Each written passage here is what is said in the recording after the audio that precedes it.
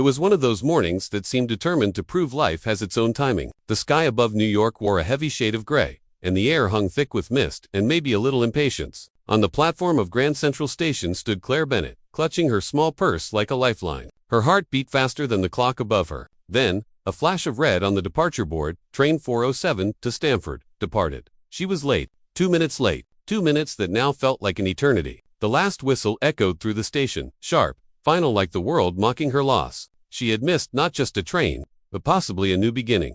If you believe that life gives us second chances, that fate sometimes makes us wait for a reason, then don't scroll away. Hit like, share, and subscribe, because what comes next isn't just a story. It's a gentle reminder that love often finds us when we finally stop chasing it. Claire wasn't a stranger to heartbreak. At 32, a graphic designer living quietly in Brooklyn, she'd once believed in forever, right up until her fiancé left her 2 weeks before the wedding. Since then, she hadn't really lived, just existed. Her friends pushed her to try dating again, and after much persuasion, she agreed to a blind date her best friend Julia had arranged. Julia promised the man was different, kind, grounded, the real deal. His name, Ethan Ross, 35, an architect with a smile that made people feel seen. Claire wasn't ready for romance, but she was tired of loneliness. So, she slipped into a soft blue dress, tied her hair low, and left early, until her cab broke down halfway there. By the time she ran into the terminal, breathless, the doors had closed. She stood there watching the train pull away, a blur of steel and regret. The world doesn't stop for broken hearts, she thought. Rain began to drift through the open arches of the station. She sat on a bench, letting the drizzle mix with quiet tears she hadn't meant to cry. People rushed past late for their own lives, while she sat perfectly still in hers. Then a voice behind her broke through the noise. Warm, calm, and strangely familiar. "Missed yours too." Claire turned. A tall man stood there, brown hair damp from the rain, charcoal coat speckled with drops. His eyes held both weariness and kindness. He smiled, not politely, but like someone who understood. "Yeah," she said softly. "It was an important one." "Same here," he replied. Maybe the universe had other plans. They sat side by side, two strangers delayed by destiny. Conversation came easily. He told her he was an architect, heading back to Stamford to meet someone. Her heart stuttered. "You're from Stamford?" she asked. He nodded. "Yeah, supposed to meet a friend for coffee? A blind date, actually." Julia set it up. "Her name's Claire Bennett." For a heartbeat, neither moved. Then Claire let out a soft, shaky laugh. "Well," she whispered, "you found her." Realization washed over him slowly, and his smile widened, the kind that could melt the coldest morning. "Guess we didn't miss it after all," he said. They crossed the street to a small cafe. Rain pattered against the window as they talked for hours about art, faith, grief, and the strange beauty of being human. Ethan told her about his sister, who he'd lost in an accident 3 years earlier, and how that pain shaped the homes he designed. Spaces made to heal. Claire admitted she hadn't painted since her heartbreak, afraid of color itself. Between their pauses, something wordless grew: comfort without pretense, warmth without demand. Ethan didn't look at her with curiosity or desire, but with recognition, as if he'd known her in another life. And for the first time in years, she didn't want to run. When the next train came, neither moved. Love, they realized, can wait too.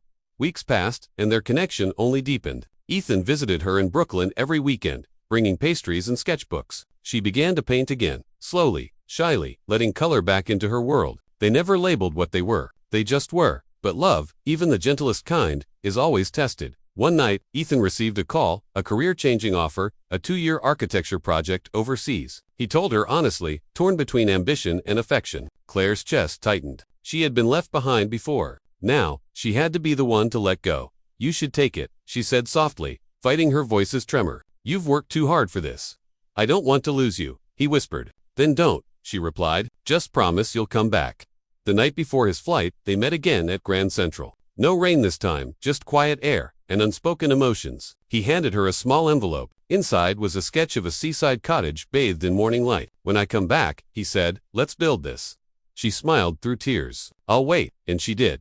Days turned into months, months into years. Calls were short, time zones cruel, but their connection never broke. Each time she missed him, she painted another part of that dream house. When loneliness crept in, she'd sit on the same bench where they first met, imagining him beside her. 2 years later, Claire's first art exhibition opened in Manhattan. Her paintings told a story of heartbreak and hope, of waiting and believing. The gallery was full, but her eyes kept drifting toward the door. Then she saw him standing there, a single sunflower in hand, smiling the same calm smile. "You came back," she whispered. He grinned. "I told you, I don't miss trains anymore." They laughed, they cried, and in that moment, time folded in on itself. 2 years gone, in a heartbeat. Ethan pulled out the same sketch, edges worn but intact. "It's time," he said. Months later, they stood hand in hand in front of a small white cottage on the Maine coast, the one from the drawing. It wasn't grand, but it was theirs. A place built from patience and love. Claire finally understood that peace doesn't always arrive with fireworks. Sometimes it's the sound of waves, the scent of coffee, and the quiet certainty of the right person beside you. She often thought back to that rainy morning, the missed train that changed everything, because sometimes life delays us, not to punish us, but to guide us exactly where we're meant to be. If this story touched your heart, make sure to like, comment, share, and subscribe, because some missed moments aren't endings, they're beginnings in disguise. Tell us below, do you believe that even a missed train can lead you to true love? After all, the best things in life never arrive on schedule, they just arrive right on time.